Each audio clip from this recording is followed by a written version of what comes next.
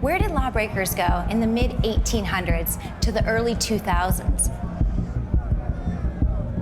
Well, they were sentenced to a place filled with history, mystery, and perhaps a bit of paranormal. Welcome to the Nevada State Prison.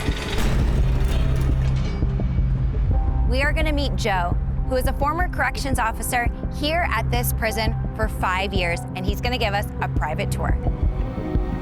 We're gonna start at the cell house. It's a 4-story building located inside the yard, very large facility.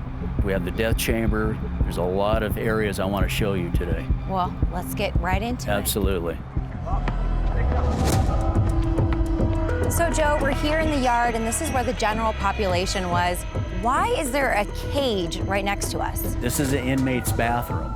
We've had 3 inmates hung in here. We've had people stabbed in here, and a guy beat to death. Oh my gosh. So that's why we built the cage. And this is brutal. If I'm an inmate and I want to utilize the bathroom, I'm gonna press this button, and you can see that gun post up there. He has a release button where he'll open the gate for me, and I'm gonna go in, if I'm an inmate, and secure the gate behind me, so other inmates can't go in and attack me. It's the baddest of the baddest. This was a rough yard, it really was.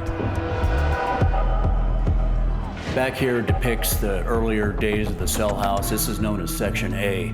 As the state population increased, we had to build more housing, so then they built Section B. State population increased, they built this unit C. And who went in there? This was max housing. This is the worst of the worst Nevada had to offer. That's where I worked. You worked at death row? Yeah. Wow. Now, how many inmates would you say this housing unit in all of entirety would take? How many people you about think? 740 inmates. So before the Nevada State Prison became what it is today, it actually was a hotel, the Warm Springs Hotel, which was owned by Abram Curry, dated back in 1863. You can see an eagle in the photo. And right here, next to me, is the original eagle that was standing on the hotel. This was actually here before Nevada became a state. Nevada didn't become a state till 1864. Exactly. So during my research, I noticed that there was a cave, and it's right next to us. Why did you have a cave on property? And tell me a little bit about the structure of that. The beginnings of this place was actually a rock quarry. If you see the top ledge of the cave, that actually extended over this whole lower yard area. And inside the cave, you could actually fit probably 6 full-size American vans in there. Wow. The inmates had power in there. They used it for several different activities throughout the decades.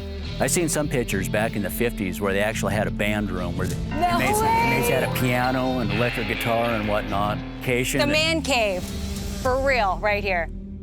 They started bringing up more African Americans to our prison. The Aryan Warriors, they didn't like the way they were trying to run roughshod. So AWs got together with their knives and whatnot. And one morning for breakfast, they came in here, and we had a riot in here, a race riot. They killed 2 guys in here, and then stabbed multiple others. We had them lying out here back in 1976. This is called the culinary gun cage.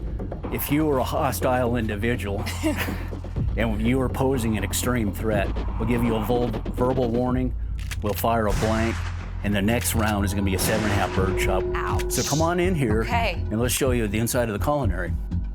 So as you can see, that gun cage I was referring to, it protrudes outward here where an officer can shoot into the culinary. When the last man gets his tray through that pass-through window, the inmate will come through and they'll secure the gate behind him, and that inmate, everybody in there gets 10 minutes with the last man. Once everybody's done eating, we'll then ensure there's no other inmates on the yard. We'll open up the units and let them flow out. The population kept increasing. They had to add more beds. So they built this particular unit, the first room on your left. Oh. So you imagine 1 prisoner per cell. How many times a day did this inmate go out into the yard, or were they able to on this particular area? So they would be locked in here at all times until he perhaps maybe wanted, it would be shower time, we'd let him out, he can come shower. Okay, let's move on. We're still in max housing. This portion was disciplinary detention housing. When you go in, go ahead and go on in, Sam. Okay. Whew. You could see, go ahead and step in. Oh man, this could get really dark if you shut that door. And you can see those barred doors would be closed, so you would be in there. We'll go ahead and close it on you. They won't let me Go ahead and push the door. These are heavy doors, too. We had 2 dangerous inmates, inmate A and B. A is Las Vegas, B is up here. Inmate B, they go to Washoe District Court. A dirty attorney secretes and smuggles 2 small handguns to the inmates. Both inmates come back now after court. Now they have guns. They have guns. They don't have them on them yet. We have a young officer over here going through the legal work. As soon as they got the restraints off the inmate, he ran over to the young cop and grabbed him and threw him aside. He should have done that, youngster, and he comes up with a gun. So they took all the keys from the officers, unlocked all the doors. No. So you had a total... How many were loose inmates, at the time? I don't know, you might have had maybe 75 in here. And so again, it went on for hours. So they finally called the Carson Sheriff's Office and they got their SWAT team in here. And here he is. And they just opened up fire. You see all these bullet holes? Oh, look at that one, that large bullet hole here. Yeah, they just opened up. So you can imagine all the concrete in here, how noisy. How noisy so here he it is was. with his little tiny handgun, you know, he just like, he gave up. He was done. Yeah, no one got hurt on that. And so I was wondering, did he survive?